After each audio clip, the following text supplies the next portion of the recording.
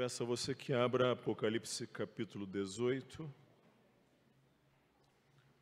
os versos de 1 a 8. Apocalipse capítulo 18, os versos de 1 a 8. E à medida que você abrir, por favor, mantenha o texto aberto, porque eu gostaria de trazer algumas palavras introdutórias antes. Apocalipse capítulo 18, os versos de 1 a 8.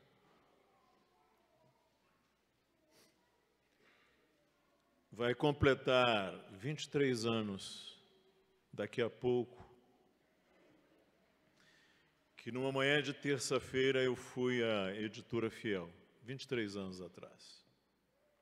Eu não sei as razões porque eu fui lá naquela manhã. Eu sei que eu era parte do conselho, sei que ajudava na elaboração dos textos da revista, mas fui lá. E a pequena sede da Fiel ficava ali ao lado do supermercado Máximo, aqui na Avenida Andrômeda, em frente à Praça das Bandeiras, ali no Bosque.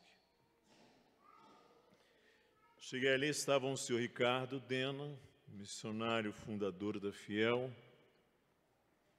e alguns poucos funcionários, na época eram no máximo 4 ou 5,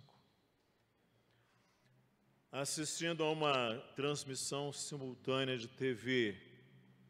Eles haviam colocado uma pequena TV sobre uma mesinha ou sobre uma cadeira, não me lembro bem.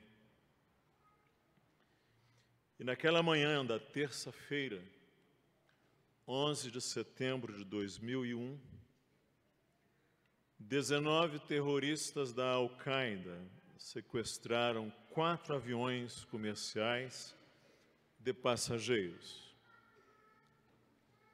Por conta do fuso horário, nós estávamos aqui 1 hora depois de Nova York. E os sequestradores colidiram intencionalmente 2 dos aviões contra as torres gêmeas do complexo empresarial World Trade Center, lá na ilha de Manhattan, na cidade de Nova York, matando todos a bordo, e muitas das pessoas que trabalhavam naqueles 2 edifícios. Ambos os prédios desmoronaram 2 horas após os impactos, destruindo edifícios vizinhos e causando vários outros danos. E como as imagens foram transmitidas simultaneamente para o mundo, nós assistimos ali, na Avenida Andrômeda, especialmente a partir do momento em que o primeiro avião colidiu com a Torre Sul. Era 8h46 lá em Nova York, 9h46 de Brasília, quando o primeiro avião colidiu com a Torre Sul, e nós estávamos ali ainda assistindo, quando 17 minutos depois, às 9h03, 10h03 aqui de Brasília, o segundo avião chocou-se com a Torre Norte. E nós assistimos aquilo que nem parecia realidade,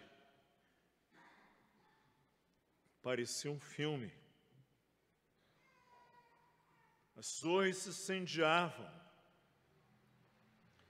As pessoas desesperadas saltavam dos andares mais altos das 2 torres. Precipitavam-se, janelas abaixo. Seu desespero absoluto. E às 9h59, a Torre Sul desabou devido a um incêndio, já enfraquecido com o impacto do avião, e a Torre Norte desabou às 10h28, após se incendiar por aproximadamente 102 minutos. Foram 2.996 mortos, incluindo os desaparecidos, além dos sequestradores. 2.753 só no centro comercial de Nova York e mais de 6.000 feridos. 3 brasileiros, aliás, morreram naqueles ataques. E sabe uma coisa que me chamou muita atenção, estando ali, assistindo aquelas imagens, aquele grupo pequeno? Foi a reação atônita do saudoso senhor Ricardo Della. Estava atônito. Porque ele era alguém formado para as coisas permanentes. Ele veio de uma formação em que os Estados Unidos se ergueram para coisas estáveis. E ele não conseguia entender aquilo e ele estava mal com aquilo. E não era para menos. O projeto daquelas torres, os desenhos foram de 1943, foi um projeto de mais de 30 anos.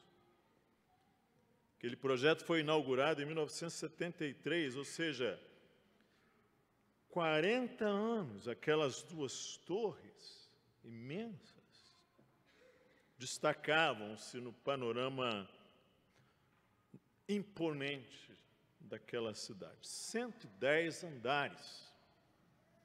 Eu não consigo imaginar o que é 110 andares. Eu já fui a um edifício de 70 andares, fui lá em cima, não quero nunca mais voltar. Agora, nesses últimos dias, viajamos, nos hospedamos enquanto família no 20º andar. Falei, também não quero mais. 20º andar. 110 andares. A torre 1, 417 metros, a torre 2, 415 e 100 metros. E se na véspera alguém dissesse que aquelas torres cairiam, as pessoas teriam muitas dificuldades de acreditar. E caíram as torres. E o novo ciclo do mundo moderno teve início. E desde então o mundo não tem sido mais o mesmo. Abra aí, Apocalipse 18, de 1 a 8. Vamos ler. Depois dessas coisas, vi descer do céu outro anjo que tinha grande autoridade, e a terra se iluminou com a glória. Então exclamou com potente voz, dizendo: Caiu, caiu a grande Babilônia, e se tornou morada de demônios, covil de toda espécie de espírito imundo e esconderijo de todo gênero de ave imunda e detestável, pois todas as nações tinham bebido do vinho do furor da sua prostituição. Com ela se prostituíram os reis da terra. Também os mercadores da terra se enriqueceram à custa da sua luxúria. Ouvi outra voz do céu dizendo: Retirai-vos dela, povo meu, para não serdes cúmplices em seus pecados e para não participar dos seus flagelos, porque os seus pecados se acumularam até o céu, e Deus se lembrou dos atos iníquos que ela praticou. Dai-lhe em retribuição, como também ela retribuiu. Pagai-lhe em dobro, segundo as suas obras. E no cálice em que ela misturou bebidas, misturai dobrado para ela. O quanto a si mesma se glorificou, viveu em luxúria, dai-lhe em igual medida tormento e pranto, porque diz consigo mesma: estou sentada como rainha, viúva não sou, pranto nunca hei de ver, Por isso, em um só dia, sobrevirão os seus flagelos, morte, pranto e fome, e será consumida no fogo, porque poderoso é o Senhor Deus que a julgou. Retomando a palavra anterior que dissemos sobre esse texto, sobre esse tema, o que se quer significar por cidade? A palavra hebraica para a primeira cidade, a cidade que Caim edificou, e também para a cidade de Babel é Ir, um lugar guardado por um vigia ou guarda, um lugar de vigilância, guardado, protegido, seguro. Na Bíblia, a ideia de cidade tem a ideia de segurança, de muros, de guerreiros. Isso porque nos campos, as construções são modestas e frágeis, sobretudo desguarnecidas, desprotegidas. Naquela época, quando ainda não se tinham as máquinas voadoras, usando o espaço aéreo, o lugar mais guarnecido, mais seguro, eram as cidades. Então a cidade era uma fortaleza, sede de um império, e transmitia a ideia de segurança. Nós vemos sobre o reino de Nimrod, em que ele edificou uma cidade juntamente com os habitantes de Babel, para fazê-la, tornemos célebre o nosso nome. E assim nasceu Babel, na língua hebraica Babel, na língua grega Babilônia, símbolo de concentração, de poder, de desafio a Deus. E nós vimos lá na palavra última que Babel não era apenas uma torre. Babel era, antes de tudo, uma cidade na qual foi erguida uma monumental torre. E aqui temos a cidade de Babilônia, porque Apocalipse destaque a duas fortes e imponentes cidades. Uma abençoada e a outra amaldiçoada. Uma é a noiva e a outra uma meretriz despudorada. E nessa série que a gente está ao terceiro domingo do mês, chegamos agora a um momento no Apocalipse em que os inimigos do Cordeiro caem. Todos vão cair. E agora ele fala de Babilônia. No primeiro texto, você tem lá em Apocalipse 4, 14 e 8, uma voz que se dizia: seguiu-se outro anjo dizendo, caiu a grande Babilônia, que tem dado a beber a todas as nações do vinho da fúria da sua prostituição. E ali então diz, caiu Babilônia, essa meretriz, ela tem dado de beber a todas as nações o vinho da fúria da sua prostituição. E aí no capítulo 16, verso 19, diz que e a grande cidade se dividiu em 3 partes, e caíram as cidades das nações. Lembrou-se Deus para dar-lhe o cálice do vinho do furor da sua ira. Lá atrás se diz, ela deu do vinho das suas prostituições. E agora se diz, Deus se lembrou dela para dar-lhe o cálice do vinho do furor da sua ira. E aí nos capítulos 17 e 18 você tem a descrição então da queda da Babilônia que está entre aqueles inimigos do Cordeiro que caem. Eu peço que você observe aí agora o capítulo 18, os versos de 1 a 8. Eu queria chamar a sua atenção para algo. A linguagem usada aqui para a queda de Babilônia não é uma linguagem original. Os profetas do Antigo Testamento já disseram assim, caiu Babilônia. É uma pena nós não termos tempo aqui para descrevermos a linguagem que os antigos profetas usaram para esta referência de cair Babilônia, mas eu posso citar dois textos. Por exemplo, o profeta Isaías, 21, verso 9, diz assim: Vede, eis que agora vem se aproximando um homem em seu carro, com uma parelha de cavalos. Então ergueu ele a voz e proclamou: Caiu, caiu a Babilônia.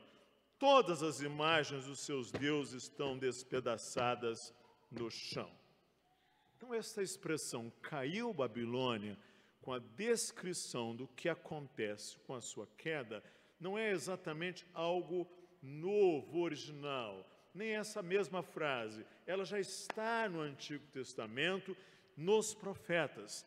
Isaías, acabei de mencionar, e Jeremias também, quando se diz: repentinamente caiu Babilônia e ficou arruinada.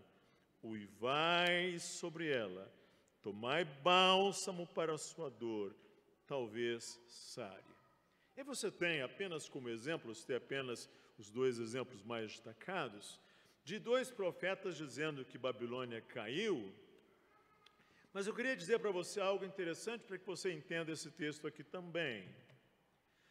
Quando Isaías e Jeremias proferiram essa palavra, caiu Babilônia, essas palavras eram profecias.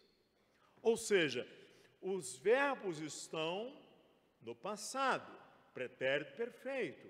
Caiu, caiu Babilônia, mas Babilônia ainda estava em pé. Babilônia ainda estava erguida, ainda era um portento, ainda era um império assim, centro do poder mundial, ainda era símbolo da arrogância, ainda era símbolo de perseguição ao povo de Deus. E no caso de Jeremias, mais claramente, era ainda o testemunho presente do cativeiro do povo de Deus.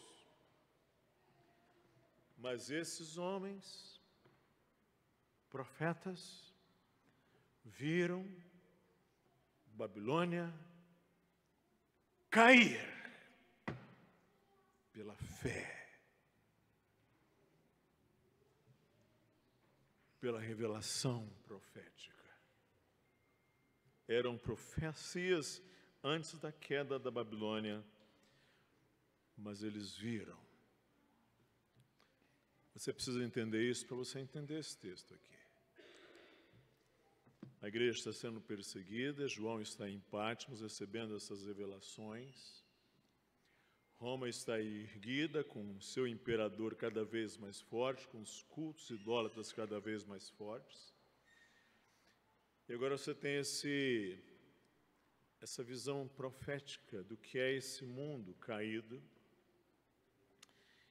E diz aí o texto, caiu, verso 2, caiu a grande Babilônia, se tornou morada de demônios, covil de toda espécie de espírito imundo, esconderijo de todo gênero de ave imunda e detestável. Está usando aqui, com alguma variação, linguagem dos profetas. Pois todas as nações têm bebido do vinho, do furor da sua prostituição. Com ela se prostituíram os reis da terra, inclusive a besta, não é? Que a gente vê lá mais atrás. Também os mercadores da terra se enriqueceram à custa da sua luxúria. E aqui tem uma frase muito interessante, verso 4. Retirai-vos dela, povo meu, para não serdes cúmplices em seus pecados e para não participar dos seus flagelos. Israel esteve na Babilônia, cativeiro, até o dia em que Deus levantou Ciro e disse, retirai-vos dela, voltem para Jerusalém e reedifiquem a cidade.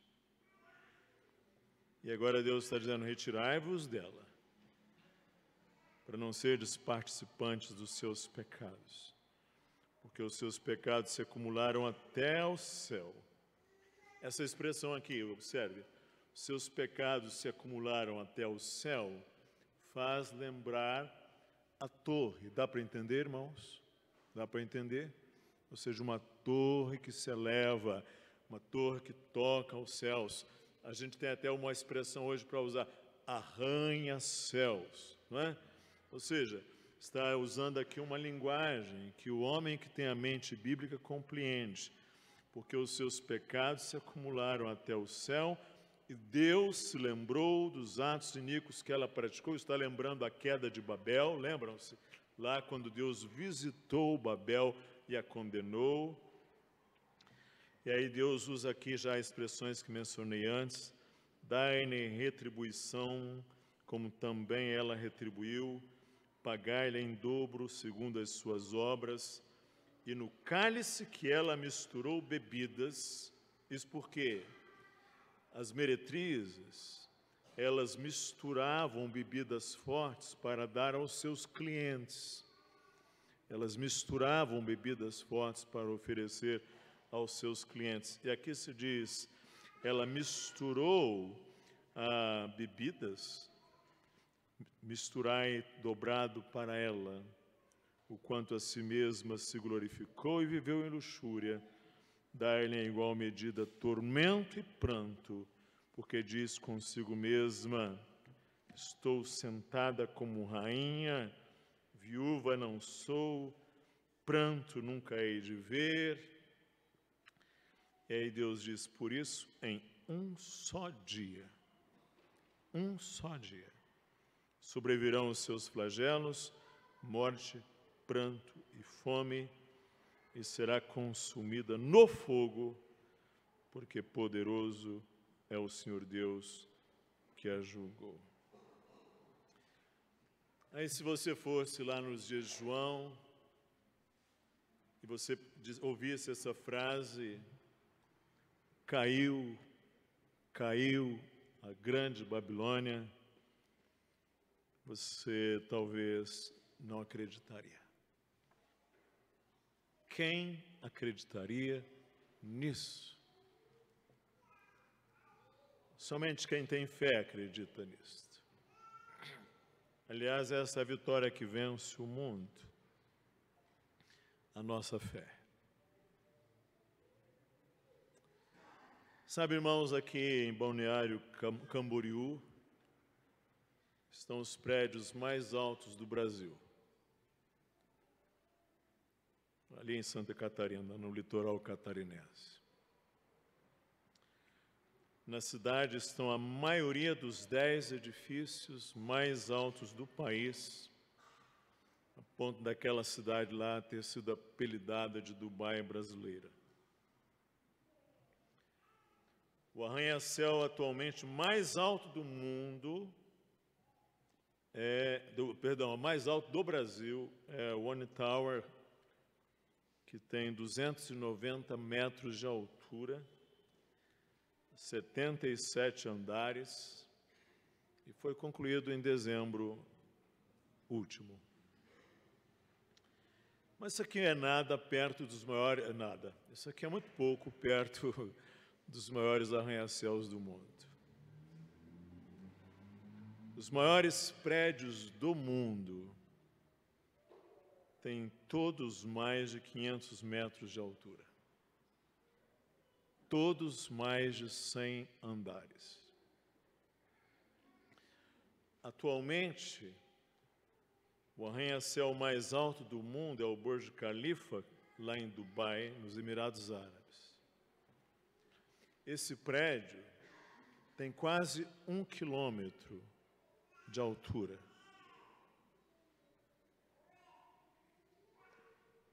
Na verdade, aquela construção registra 828 metros de altura. Tem 160 andares. 160 andares. Ele é considerado um dos projetos mais ousados da história, um edifício que levou 5 anos e 3 meses para ser finalizado, com um orçamento estimado de $1,5 bilhão.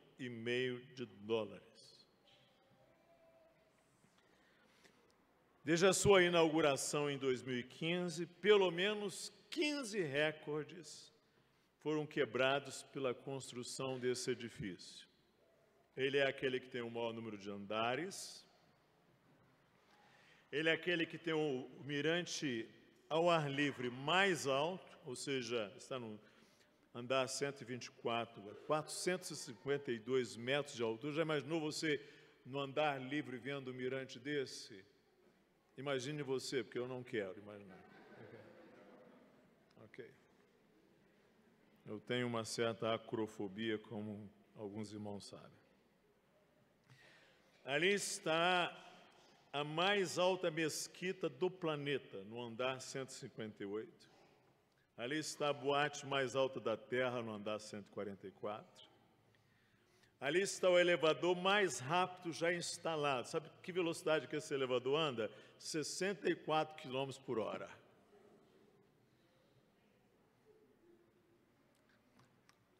Estes edifícios, eles foram construídos naturalmente para o mesmo propósito de Babel.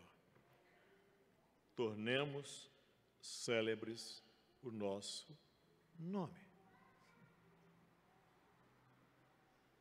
Eles foram feitos para não caírem. Foram feitos para não caírem. Querem ver um exemplo? Existe uma arranha-céu em Taipei, capital de Taiwan, aquela ilha lá que os chineses estão lutando por ela. Em Taipei existe um arranha-céu chamado Taipei 101. Ele foi inaugurado em 2004, ele foi durante um tempo considerado o maior prédio do planeta. E há algo interessante nesse arranha-céu, porque ele foi construído numa área de intensa atividade sísmica e vulcânica. A construção de 508 metros de altura é capaz de suportar terremotos de 7 graus da escala Richter. Você já parou a pensar nisso? Então, não sei se você entende muito bem isso, mas por muito menos uma cidade inteira vai ao chão. E esse terremoto, esse Taipei 101, ele foi projetado para resistir a 7 graus da escala Richter. E ao longo dos seus 101 andares, a estrutura que foi projetada pelo arquiteto taiwanês conta com uma espécie de amortecedor eólico para proteger a construção de possíveis desastres. Isso significa o seguinte, que aquele prédio é capaz de suportar ventos de 450 quilômetros por hora. Você tem ideia do que são 450 quilômetros por hora? Carlos, ele deve ter alguma, porque andou de avião, mas vou tentar aqui explicar. Andou muito de avião, todos andaram, mas ele andou muito. Só para que você tenha uma ideia, dentro do funil de um tornado, do funil do tornado, o vento é de 450 quilômetros por hora. Um furacão, segundo o Centro Nacional de Furacões, os ventos do furacão Dorian atingiram 300 quilômetros por hora. Essa é a velocidade máxima registrada por um ciclone do Oceano Atlântico a tocar a Terra. 300 quilômetros por hora, do furacão Dorian. Pois esse prédio, gente, foi projetado para suportar ventos de mais de 450 quilômetros por hora. Eu queria dizer para você uma coisa. Talvez aquele arquiteto taiwanês não saiba, talvez você não acredite, talvez o chinês não acredite, mas esse arranha-céu vai cair. ele vai passar.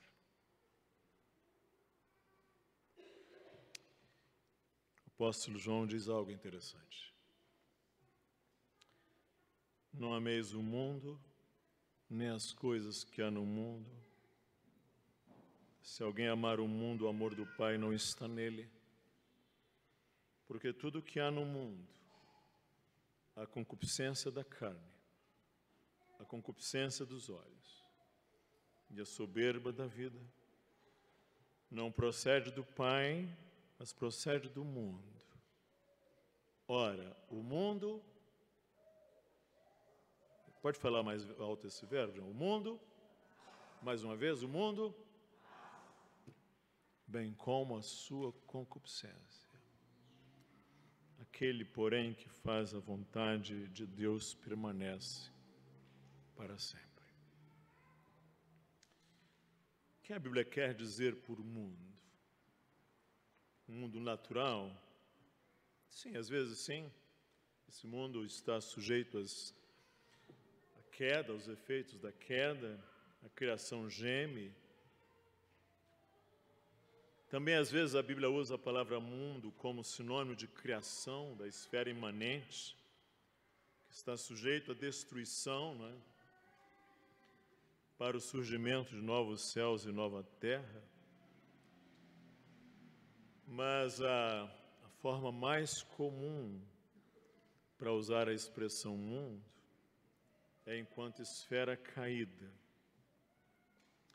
no contexto do qual se dá a história da cultura humana. Esse mundo está caído, irmãos. Esse mundo está debaixo de queda. Esse mundo está debaixo dos efeitos do pecado. Ele pode parecer glorioso, imponente, firme e resistente, como Taipei 101, mas ele vai cair. Jesus disse: os céus e a terra passarão, mas as minhas palavras não hão de passar. Eu me impressiono muito com essas palavras aqui. Não sei você, mas eu me impressiono muito, porque um camponês, israelita, palestino, para usar uma linguagem anacrônica, do século I, filho de um carpinteiro, que nunca escreveu nada, só escreveu alguma coisa na areia quando estavam para apedrejar uma mulher. Ele chega diante de 12 igualmente camponeses. Alguns eram pescadores, homens simples, lá na obscura Israel, dominada pelos romanos. E ele diz assim: os céus e a terra passarão, mas as minhas palavras não hão de passar. Ou esse homem é louco, ou é Deus. Não tem outra alternativa.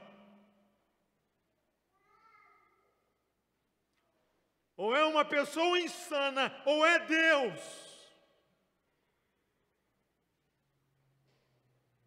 Os céus e a terra passarão, mas as minhas palavras não hão de passar. E aí a gente está diante desse mundo, não é? Com as suas seduções, o seu sistema caído, imoral e corrupto, com a força do mundanismo, com a força do presente século. Eu queria fazer uma pergunta para você. Qual é o seu ponto de chegada? O ponto de chegada daquele descrente Caim, também de Nimrod, foi buscar uma cidade terrena. O ponto de chegada deles não foi uma cidade celestial. Eles buscaram a segurança e foram seduzidos pelos encantos deste mundo. Aqui se fala que Babilônia caiu e ela tinha uma relação, como você vê em capítulo 17, verso 3, com a besta. Estava ali montada na besta, que também cai. Sabe, jovens, você que está aqui, para o jovem, sobretudo, esse mundo pode parecer muito encantador.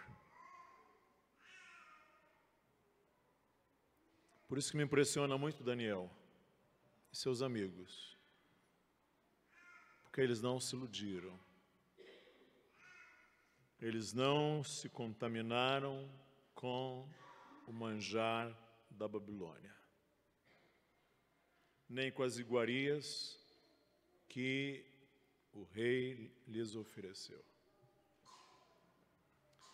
Mas esse mundo pode parecer muito encantador aos jovens. Os brilhos, as famas, as atrações, as glórias.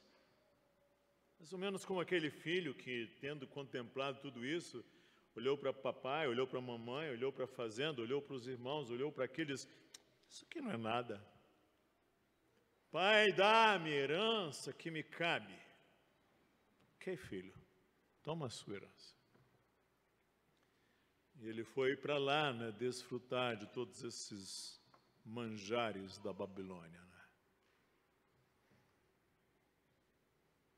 Ele foi para lá. E que grandes ilusões, não é? A gente tem visto isso, não é, irmãos? Tantos jovens destruídos, não? Destruídos na sua mente, submetidos de joelho a vícios, independências, com as mentes totalmente sujeitas, destruídas, o corpo. Que coisa terrível, não é? Queria dizer a você, jovem, não se iluda. Daniel e seus 3 amigos foram capazes de ver que Babilônia ia passar. Como Jeremias, como Isaías viram, como João viu, caiu Babilônia. Porque tudo que é nascido de Deus vence o mundo. E essa é a vitória que vence o mundo, a nossa fé. E quem vence o mundo, senão aquele que crê, ser Jesus Cristo, o Filho de Deus, como Abraão, que obedeceu para ir em busca de uma cidade que tem fundamentos, da qual Deus é o arquiteto e edificador. Eu preciso terminar porque a hora já avança.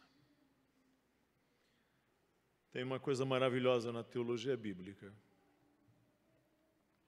É que Jesus Cristo morreu nu, despido, em uma cruz maldita e fora da cidade. Fora da cidade.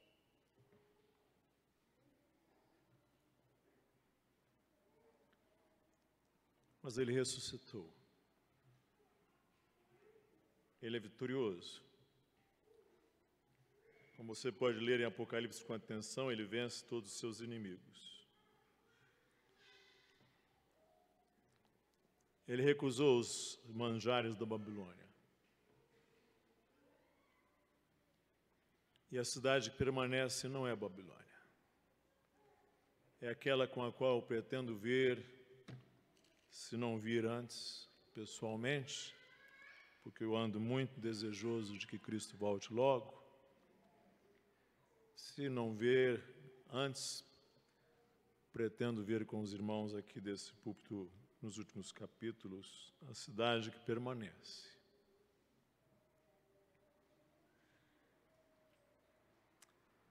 Mas eu gostaria de fazer uma sugestão final. É que você fizesse assim, ó.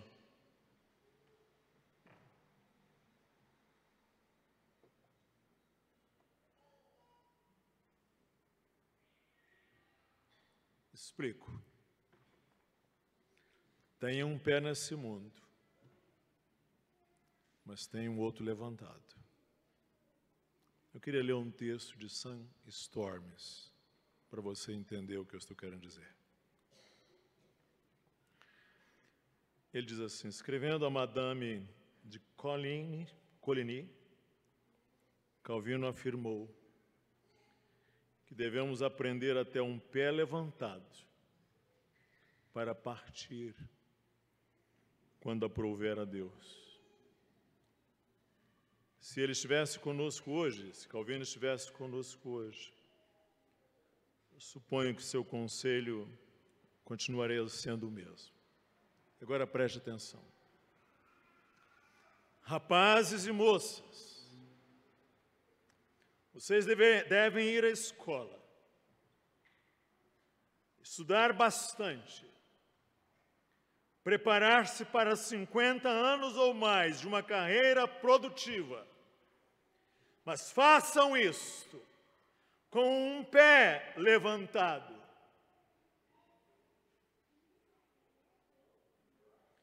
Todos nós devemos trabalhar diligentemente em nosso lugar de trabalho e honrar nossos empregadores, dando-lhes um bom dia de trabalho por um dia de salário, mas sempre trabalhar com um pé levantado.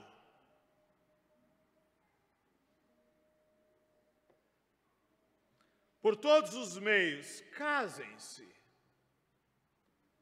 Desfrutem do prazer das afeições românticas. Dediquem-se ao seu cônjuge. Mas façam isto com um pé levantado. Sejam rápidos em educar seus filhos. Preparem-nos para a vida. Eduquem-nos na instrução e na admoestação do Senhor, mas sempre com um pé levantado. Estudem grego, hebraico e latim, mas com um pé levantado. Celebrem a vida com seus amigos, com um bom churrasco e sua bebida preferida, mas comam e bebam com um pé levantado. Chorem ao lado do túmulo de um filho. Lamentem a perda de um amigo, mas que isso seja sempre feito com um pé levantado. Leiam um livro, escrevam um livro, mas leiam e escrevam com um pé levantado. Torçam para o seu time preferido e celebrem cada vitória, mas façam isto com um pé levantado. Trabalhem para aprovar leis que melhorem a vida em sua cidade, estado e país, mas façam isto com um pé levantado. Plantem um jardim, plantem uma igreja, abram uma poupança, compre um certificado de depósito de 30 anos, invistam em mercadoria, mas façam tudo isso na esperança e forte expectativa da vida vindoura, façam tudo isso com um pé levantado. Irmãos, estejam com um pé aqui neste mundo, porque a gente não tem outra maneira de viver. A gente precisa ter um pé aqui neste mundo.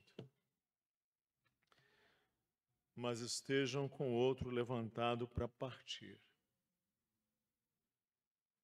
Este mundo passa, irmãos.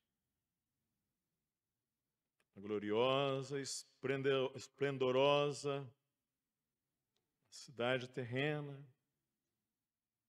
cheia de brilhos e encantos, com todas as suas seduções, vai cair.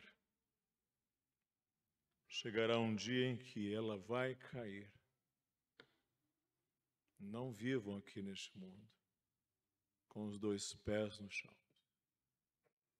Façam tudo com um pé levantado para ir para a sua nova terra, sua nova cidade, lugar que lá sim nós vamos poder andar com os dois pés no chão para todo sempre. Que o Senhor nos abençoe. Vamos orar? Senhor, nós declaramos aqui, no final deste culto, as ilusões deste mundo caído. Não nos deixe sermos iludidos pelas seduções deste mundo, moral, corrupto. Afirmamos, nosso Deus, a efemeridade, a vaidade deste mundo caído. Ajuda-nos a regozijar na glória da vida eterna, em Cristo Jesus, e a deleitarmos-nos na esperança da glória. Que o Senhor nos abençoe. Amém.